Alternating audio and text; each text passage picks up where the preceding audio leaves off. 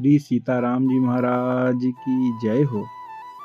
भैया, आज सबका एक ही प्रश्न होता है कि हनुमान जी महाराज की कृपा कैसे मिले, वो कैसे हम पे अति शीघ्र प्रसन्न हों। तो भैया, हम इस बात को ध्यान रखें कि हनुमान जी महाराज 7 चिरंजीवियों में से एक हैं, जो आज सशरीर जैसे वो त्रेता युग में थे, ऐसे ही सशरीर त्रेता युग से आज भी इसी धराधाम में उपस्थित हैं।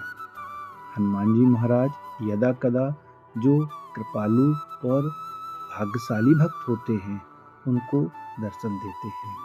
हम सभी कलयुग के प्राणी बहुत ही भाग्यशाली हैं कि हमें कलयुग में जन्म मिला और हनुमान जी जैसे देवता मिले, जो इतने सरल, इतने सहज, इतने कृपालु हैं। भैया, हनुमान जी से कभी कुछ मांगने की जरूरत नहीं पड़ती, क्योंकि विचार करिए, मांगा उससे जाता है जिसे हमारी जरूरत का पता ना हो। हनुमान जी तो हमारे हृदय में बैठे हैं, वो बिना मांगे हमें वो सब कुछ दे सकते हैं जिसकी हमें जरूरत है। अरे, हनुमान जी महाराज अष्ट सिद्धियां 9 निधियां देने वाले हैं, तो क्या उनके लिए हमारी तुच्छ मांग, धन दौलत, मकान जायदाद, इसका कोई मूल्य है? विचार करिए, इसका कोई मूल्य है? क्या वो हमको ये सब नहीं दे सकते? हनुमान जी महाराज, शायद हमारी उनसे प्रार्थना ही गलत हो रही है। हनुमान जी महाराज से हमको राम नाम मांगना चाहिए, क्योंकि वो स्वयं बोलते हैं, राम राम के हीरे मोती मैं बिखराऊं गली गली, ले ले रे कोई राम का प्यारा, शोर मचाऊं गली गली। भैया, हनुमान जी महाराज के सामने हम जब भी बैठें, जब भी उनके मंदिर जाएं, तो हमारी आंखों से अश्रु रुकने नहीं चाहिए। इतना प्यारा भाव हमारा बनना चाहिए कि हम कुछ बोल ही ना पाएं। जैसे हनुमान जी का भाव है, यत्र यत्र रघुनाथ कीर्तनम तत्र तत्र कृतमस्ति कांजलम। जहाँ जहाँ रामचंद्र जी की बातें होती हैं, अरे कथाओं की बात नहीं कर रहा मैं, जहाँ केवल राम राम राम ऐसे भी पुकारा जाता है, वहाँ हनुमान जी महाराज सशरीर उपस्थित हो जाते हैं, क्योंकि हनुमान जी महाराज एक एक कण में हैं।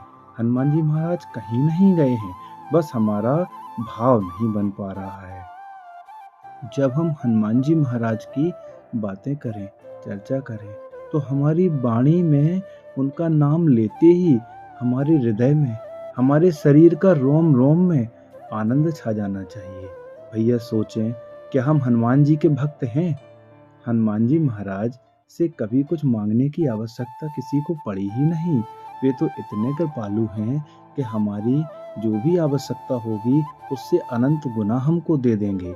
विचार करें, लौकिक दृष्टि से देखें कि यदि किसी के पिता के बारे में कहें कि आपके पिता बड़े पूजनीय हैं, बड़े आदरणीय हैं, अरे वो बड़े सम्माननीय हैं, तो उस पुत्र को कितना सुख प्राप्त होगा। अरे, यदि कोई उसका बैरी भी होगा तो कुछ क्षण के लिए अपना सारा बैर भूल जाएगा। फिर रामचंद्र जी तो सारे जगत के पिता हैं। हम सच्चे मायने में हनुमान जी को प्रसन्न तभी कर पाएंगे जब हम ऐसे काम करें जो हनुमान जी को अत्यंत पसंद हो। जैसे रामचरित सुनबे को रसिया। हनुमान जी महाराज रामचंद्र जी के जितने भी चरित्र होते हैं, रामचंद्र जी के चरित्र क्या हैं, सीताराम जी कैसे लगते हैं, सीताराम जी से प्यार कैसे हो, राम जी ने जन्म लिया, राम जी की क्या क्या लीलाएं हैं, सब कुछ हनुमान जी महाराज को सुनना पसंद है। और यदि आपको चरित्र भी नहीं आता तो आप केवल श्री सीताराम जहाँ भी केवल रामचंद्र जी का नाम आएगा, हनुमान जी महाराज स्वतः उपस्थित हो जाएंगे।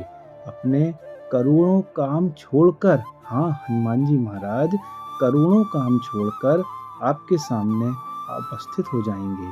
हनुमान जी महाराज को केवल और केवल राम नाम ही पसंद है। इसलिए आप सभी से मैं यही बोलूँगा कि जगत के सब कामों को छोड़ें। हमको क्या मिल जाए, हमको धन कैसे मिले, पुत्र कैसे मिले, सब कुछ मिल जाएगा। हमारी जो भी आवश्यकताएं हैं हनुमान जी महाराज सब आवश्यकताओं को जानते हैं। वो जगत पिता हैं, हमारी सभी चीज़ों को पूरा करेंगे, लेकिन हमको उनको पुकारना होगा।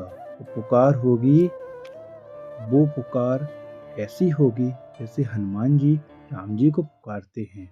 सुमिर पवन सुत पावन नामो, अपने बस करी राखे रामो।